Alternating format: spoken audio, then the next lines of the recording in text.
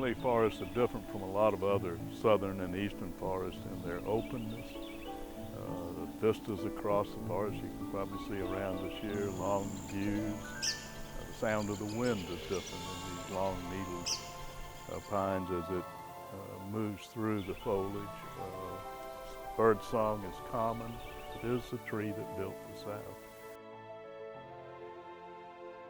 I think most forest historians estimate that there were about 60 million acres of primarily the uplands along the coastal plain and mountains of the southeast that were dominated by longleaf, and about 90 million acres on which longleaf occurred. It was the largest area on the continent dominated by a single tree species. Today, I think we're down to just under 3.5 million acres of longleaf, so less than 4% of the original acreage, and a great deal of that is in really poor condition. Longleaf disappeared for a number of reasons. Of course, it was probably the most valuable timber tree in the South, and so this was logged extensively.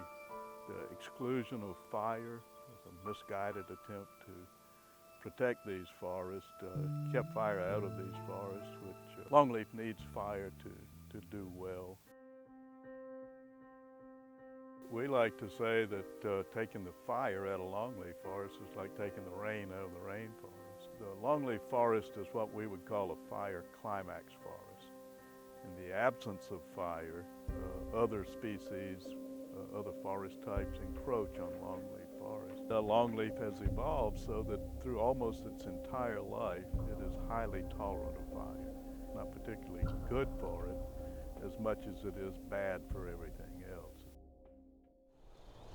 There are species, like famously the red-cockaded woodpecker, which are favored by the conditions of most longleaf forests.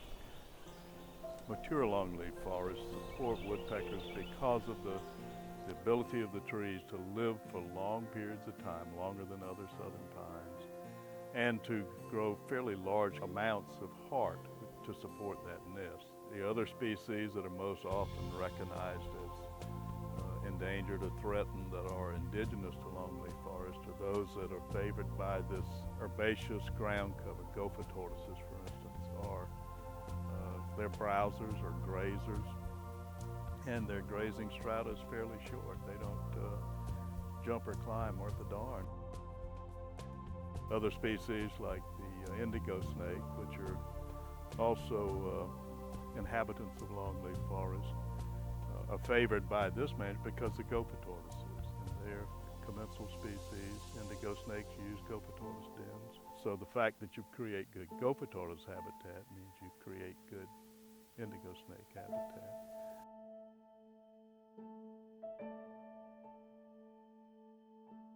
I think the biggest threats we face today for longleaf are development, conversion to other uses, other forest types, and probably the greatest challenge of all is a difficulty in keeping fire in our landscape. Fire is indeed a destructive force, but used well is necessary to retain the conservation values of these forests. We'd like to make longleaf a significant component in the southern landscape. We know it will never reach the 60 million acre figure again. We have a goal of 8 million acres, which would more than double the existing longleaf. And we think that's achievable. A lot of these species, plant communities, exist nowhere else.